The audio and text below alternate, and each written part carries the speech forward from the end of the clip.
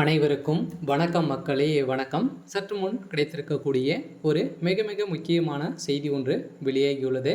சற்று முன் சனாதன வழக்கில் உதயநிதி ஸ்டாலின் அதிரடி கைது, பதவி பறிப்பு, இது மாதிரி செய்திகள் வெளியாகிருக்கு.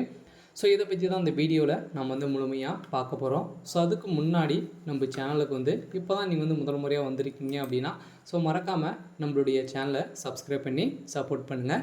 ஸோ வாங்க வீடியோக்குள்ளே போகலாம். ஸோ பார்த்தீங்கன்னா அமைச்சர் உதயநிதி ஸ்டாலின் அவர்கள் பார்த்தீங்கன்னா போன ஆட்சி காலத்தில் பார்த்தீங்கன்னா அதிரடியாக சனாதன குறித்து பேசிய நிலை பார்த்தீங்கன்னா பெரும் சர்ச்சைக்குரிய பேச்சாக பேசியிருந்தார் இல்லையா. ஸோ டெங்கு மலேரியா போன்றதான் ஒழிக்க வேண்டும் அப்படின்ற மாதிரி பார்த்தீங்கன்னா இந்துக்களை தரைக்குறைவாக பேசிய உதயநிதி ஸ்டாலின் அவர்கள் அதிரடியாக இப்போ பார்த்தீங்கன்னா சனாதன வழக்கு சூடு பிடிக்க ஆரம்பிச்சிருக்கு.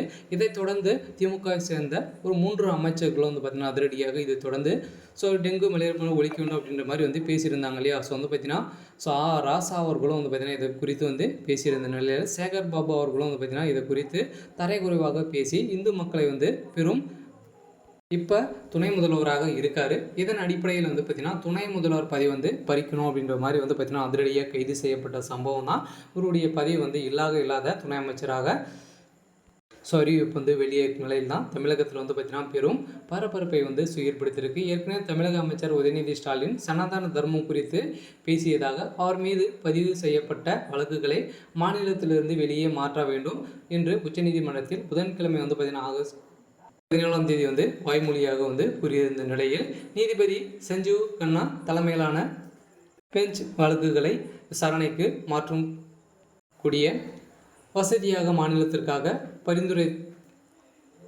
முன்வைக்க வழக்கில் ஆஜரான வழக்கறிஞர்களை மேற்கொண்டு உத்தரப்பிரதேசம், மகாராஷ்டிரா, கர்நாடகா, பீகார் மற்றும் ஜம்மு காஷ்மீர் ஆகிய மாநிலங்கள் தற்போது விசாரிக்கப்படும் நீதிமன்றத்தில் நேரில் ஆஜராவதில் இருப்பது அமைச்சருக்கு விலகல் அளிக்கவும் உச்சநீதிமன்றம் அனுமதிக்க வேண்டும் என நீதிபதிகள் பார்த்தீங்கன்னா உதயநிதி ஸ்டாலினுடைய தரப்பு முன்வைத்திருந்த நிலையில் இவருடைய வழக்கு தமிழகத்தில் மாற்றி அமைத்த நிலையில் உதயநிதி ஸ்டாலின் கருத்துக்கு முறையாக பதில் தேவை முறைசாரா கூட்டத்தில் அமைச்சரிடம் பிரதமர் மோடி தெரிவித்திருந்த நிலையில் நவம்பர் 18ஆம் தேதி அன்று பார்த்தீங்கன்னா முதல் வாரத்தில் நீதிமன்றம் நோட்டீஸ் அனுப்பி வழக்கை விசாரணைக்கு எடுத்துக்கொள்ளப்படும் அப்படின்னு ஏற்கனவே தீர்ப்பு வழங்கியிருந்த நிலையில் இதன் அடிப்படையில் ஸ்டாலின் அவர்கள் பார்த்தீங்கன்னா இதன் மனு வழக்கில் தகுதி பற்றி இது அல்ல, ஆனால் நடைமுறை குறித்து கேள்வி கவனம் செலுத்துகிறது என்று வட்டாரத்தில் பேசப்பட்டு வருகின்ற நிலையில் உதயநிதி ஸ்டாலின் சனாதன வழக்கில் தர்மங்கள் குறித்து பேசிய உதயநிதி ஸ்டாலின் அதிரடியாக கைது செய்யப்பட்ட சம்பவம் அவருடைய பதிவு அதிரடியாக பறிக்கப்பட்டிருக்கும் நிலை ஏற்பட்டிருக்கு. இதன் அடிப்படையில் துணை முதல்வராக திமுகவுடைய மூத்த அமைச்சராக துரைமுருகன் அவர்கள் வழங்க போகிறதாக ஆலோசனைகள் ஏற்பட்டிருக்கு. இருந்தாலும் உதயநிதி ஸ்டாலின் அவர்களுடைய வழக்கில் என்ன நடக்க போகுது அப்படின்றத ஒரு பெரிய கேள்விக்குறியாக இருக்குது. இருந்தாலும் என்ன நடக்க போகுது அப்படின்றத வெயிட் பண்ணி பார்க்கலாம். இது மாதிரி அரசியல் சார்ந்த நிகழ்வுகளை தெரிஞ்சுக்கணும் அப்படின்னா மறக்காமல் நம்முடைய சேனலை சப்ஸ்கிரைப் பண்ணிக்கோங்க.